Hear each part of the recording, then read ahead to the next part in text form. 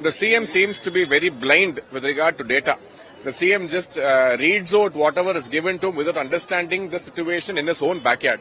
Tamil Nadu today has become the cradle of violence against women and against people of the Dalit community. People are being butchered mercilessly and women are getting molested and raped, and the count is just going beyond imagination. Tamil Nadu has become one of the unsafest place in the entire country to live in ever since the DMK came to power.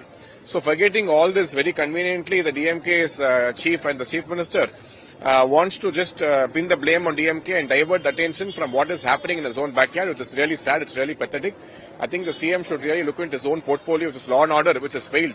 Even yesterday we saw an incident where a DMK functionary was threatening a two-wheeler, a motorist on the road and abusing him in the filthiest of language and attacking him on the road just because they are in power.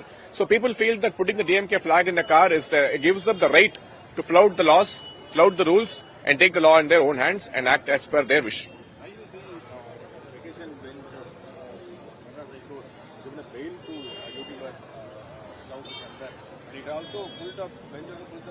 The DMK always spoke about freedom of speech, but the freedom of speech has been completely mishandled ever since the DMK came to power. Any voices of dissent have been silenced using the police. And Mr. Saurabh Shankar has been arrested several times, not once, several times, under the instructions of the DMK's chiefs and their leaders. So it is rather unfortunate.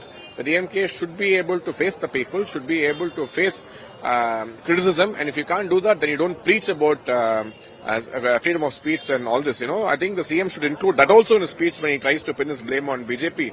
He should look at his things happening under the police of his own department. So I already spoke about it. We are at the rock bottom of the situation. I don't think Tamil Nadu has ever seen a worse government than what it is happening right now. 2026